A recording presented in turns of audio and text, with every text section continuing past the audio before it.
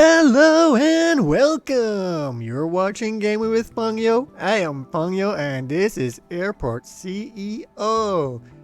In the last episode, we put out all of the foundation for our second terminal to try and get in some medium-sized flights. So we've got everything set up and it's going to be a time lapse, I think, just doing bit by bit. I think we'll just do one episode at a time, doing a time lapse. So in this episode, we're just going to be focusing on building up this area here, the check-in area, the staff room and bathrooms, and just making it look a little bit pretty. We are making money still. Everything seems to be going pretty well. Person can't pass security check. Yeah, you're not going to pass if you're way over there, buddy. I don't know why you'd be away over there, but hey, okay. Please don't keep showing up, okay? Why can't you pass? Come on. There's plenty of bits for you to get through. Anyway, let's forget about this little guy. As I said, now we are in here for our areas. We'll put in some check-in desks. We'll put in some automated self-check-in and things like that. And while we do that, we'll continue letting the game play. As I said, we made 32,000 in the previous hour profit, and we're already up to 8,000, 10,000 on this one. So money is still good, even though we've been in the building process. As I said, I forgot to turn off the game. I rendered the last video, and it wasn't until I came back, because I render on a different computer, and when I came back to this computer to upload and things, I realized then that the game was still running, and I went back up to 10 million. So hey, happy days. So anyway, without further ado, let's get into our time lapse. Here we go. Okay, so I thought I'd do a little bit different this time and speak through the time lapse. So let's see how this works for the first time. So you can see I'm just putting in my bathroom the normal way there, as I usually do, filling up the staff room. You know, I like the green floor for the staff room. Just putting in some couches there for them. And I thought just do it this way, speaking and talking a little bit while we do this time lapse, just to make things a little bit different. I've been using a lot of the YouTube royalty-free music, and I like it. I don't know if other people will necessarily like it. Here you can see I'm putting in longer queues this time, simply because of anticipation of having a lot more passengers this time around compared to the first terminal, which is pretty small. And I just felt that if we're going to have a lot of bodies coming through this way, that we will need to have big queues, just so that it's a bit more organized and it doesn't look chaotic with people standing around everywhere. Whether or not if those queues are going to be long enough, I don't know. I hope they are, but I really, at this point, who knows? We'll just have to wait and see. There you can see I was thinking about putting doors in between the checkout desks, but I just thought it wouldn't look realistic when those open up. So I thought, let's just put doors at the ends and fill it up with a staff zone. Here you can see again, making the queues quite a bit longer than Terminal 1. Again, just for that anticipation of having a lot more customers, passengers. How many? Who knows? I really have no idea how many passengers we will get from that. So yeah, you can see we're making good progress with it. I was going to leave spaces, but then I thought, hey, what the hell? Let's just block it right out. It wasn't looking symmetrical, but I thought, let's just leave it, move on to the next bit. Here, putting in the self check-in areas, baggage areas. I thought, let's do that, box it off again, make it look like it's behind a wall. And I thought, and in a minute you will see I put a wall up. And I thought, let's just put a wall there so it kind of looks, I don't know, a little bit more realistic.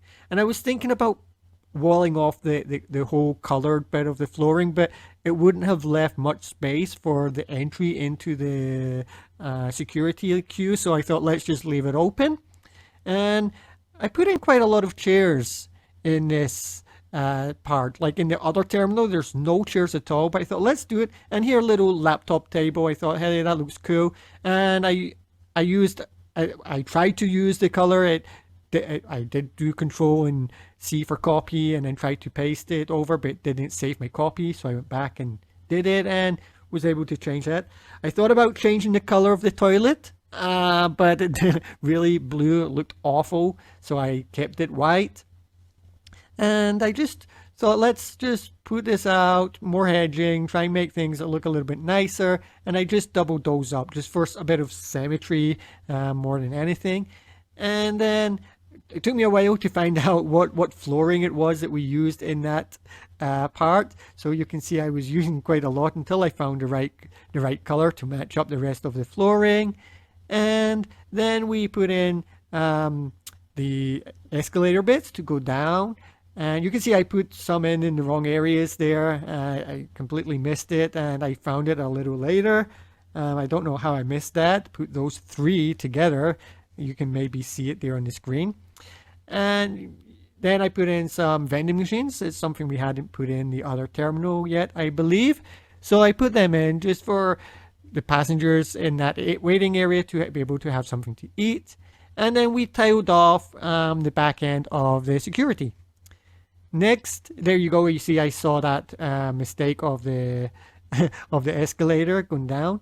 Then I was trying to find a way to kind of make this look neat, and you see that I eventually had to go back and redo it all just to make it look a little bit nicer. And then we go all the way up, and we connect this all over to the baggage area. Same here, we get it all ready, and I've left a little bit of space, and I've just realized watching back on this video that I did not add in the staff zone underneath these baggage carousel areas, because I really don't want the passengers walking through it, because they do that. So I will go back at some point and fix that and put in those staff zones for a better realism. So there you can see I was like, well, why is this not going down? Then I realized it's because I had a road there. So you can see now I'm deleting the roads so I can then put the escalators in to go down. And that went down into the building that we had in the B1 or whatever you want to call it, the underground, first floor underground. And then we made some holes in the walls just to bring the baggage lines out, and we started doing that. And then you can see I put in some tilt trays to split off to the different areas. Here you can see the game paused. That's because while I was playing, I was waiting for water to be delivered to my apartment, and the waterman came at that point. So you can see everything paused, and then again, I let him in. I waited for him to come up. I came back, played a little, and then I went back to the door to meet him. So that's what those two little pauses were. So we put in more down so that everything is in here. But you will see there was a little bit where I had to go back up just to give the security guard space to get to his desk. For when we put him in. So you can see I'm putting in the tier number 2 of security, the 5 different parts, and I was thinking about where to put the security desk. I finally settled on here between, because I was thinking about, stupidly, I don't know why I did this. I put this in thinking, oh, this will give him space to walk around, but there was no need for that bit at all, and you'll see in a minute or two that I will delete this after realizing how stupid I was. And the bit goes there. So you can see I've connected it all up so that all the baggage, if it has something in it that's going to be a security threat, gets deleted. And this is where you see I deleted that bit because, like, yeah, that's not how he gets in. He gets in from behind. So I was figuring out where can I put this that'll go up, and then the security guard will be able to come down the stairs, get to his desk, and be able to get back up the stairs without getting blocked in. And that's where we did this. So now you see behind the desk is clear for him to be able to do that. And now we put in some more tilt trays so that the baggage can go to the different areas. And I really hope that these tilt trays will work and send things all to the different areas. And we're pretty much coming to the end of everything that we did here. I was just going around. I then started connecting everything up, the check-in desks, the self-check-in baggage bits, the stands, the baggage claim areas, all to the baggage bays, getting everything all ready. So you can see the 2 bottom domestic stands will go to the bottom baggage bay. The 2 international in the middle will go to the middle baggage bay area. And the 2 top domestic flights will go to the top baggage bay. So each baggage bay will hold 2 stands. And there are 2 medium-sized check-in desks for that. There's 2... self-check-in baggage for the domestics and 1 for the international, because I feel that international, they should be checking in with somebody, because they usually have to check your passport to make sure that you're able to go on the flights. And then here you can see I was doing just a little bit of detailing, making it a little bit pretty on the outside, nice border outlay, and then I fill in the middle with some of the red and yellow flowers, and then I place in some trees, and that's pretty much everything that we did in this episode. So I think this, as I said, this is something new for a way of doing this. I'm talking through the time lapse. I don't know if you will enjoy it. Let me know if you prefer just listening to the music rather than listening to me. Let me know, because I'll go back to that way. And there you see, filling in the trees. And I think that's pretty much everything. So, in the next episode, yeah, that's everything, I think. So, I'll get back to the real time. So, yeah. And there we go. So, you can see we've got in our check-in area, seating, everything's all there. I think it looks okay. So, in the next episode, we're going to continue keeping an eye on things. These have ran out of contracts, so no, they haven't. They're just closed. Okay, staff en route, so that's okay. Everything still has active contracts, 7 days, 8 days, 5, 8, 5, 6, 9. Yeah, so everything still has active contracts. That's good. And the money we are still making, like 20,000 plus an hour. It's all good. It's all rosy-dozy. And we've done a little bit of detailing, as you saw, on the outside. So I think we're kind of ready for moving in, getting this whole lounge area set up in the next episode.